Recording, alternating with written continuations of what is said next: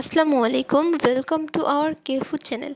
আজকে আপনাদের দেখাবো কিভাবে একদম সহজ পদ্ধতিতে মুখে লেগে থাকার মতো হারিয়ালি কাবাব আপনারা ঘরেই তৈরি করবেন খুবই সহজে।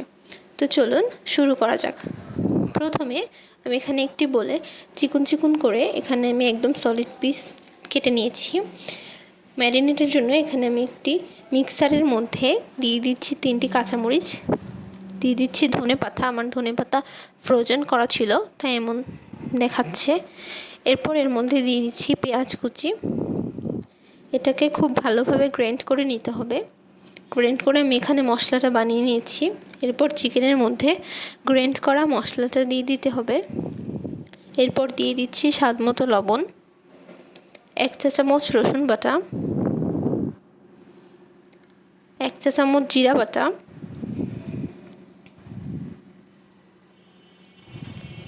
এরপর দিয়ে দিচ্ছি হাফ চামচ ধনিয়ার গুঁড়া এবং একটা লেবুর রস আমি এখানে চেপে দিয়ে দিচ্ছি। এরপর কালারের জন্য আমি এখানে সামান্য ফ্রুট কালার অ্যাড করেছি। এরপর এটিকে খুব ভালোভাবে ম্যারিনেট করে নিতে হবে। ম্যারিনেট করে মাংসটিকে অবশ্যই 2 ঘন্টার জন্য রেখে দিতে হবে কমপক্ষে।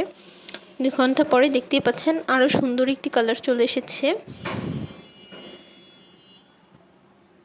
এরপর আমি এখানে যে চিকেনের পিসগুলোকে ম্যারিনেট করে রেখেছিলাম দেখতে পাচ্ছেন আমি এখানে মশলাটা ছাড়িয়ে নিয়েছি খুব ভালোভাবে। এরপর স্টিকের মধ্যে ঠিক এইভাবেই আমি অ্যাডজাস্ট করে নিচ্ছি। এভাবে ঢুকিয়ে নিতে হবে।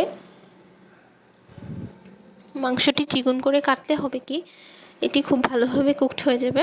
এভাবে আমি সবগুলো স্টিক রেডি করে নিয়েছি। এরপর চুলায় একটি প্যান বসিয়ে আমি দিয়ে দিচ্ছি পরিমাণ মতো তেল। তেল দিয়ে তেলটি খুব ভালোভাবে গরম হয়ে গেলে আমি স্টিকগুলোকে তেলের মধ্যে আস্তে করে বসিয়ে দেব।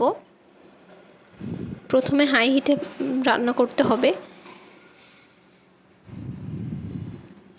এভাবে আমি সবগুলোকে ভেজে উঠিয়ে নিব।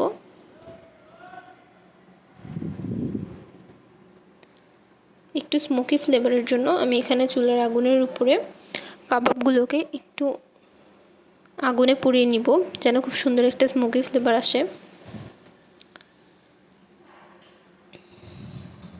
এরপর গ্রিন চাটনি রেডি করার জন্য আমি এখানে অন্য একটি প্যানে দিয়ে দিয়েছি পরিমাণ মতো তেল এবং যেই ম্যারিনেট করার পরে গ্রেভিটা ছিল সেই গ্রেভিটা দিয়ে খুব ভালোভাবে রান্না করে নিতে হবে।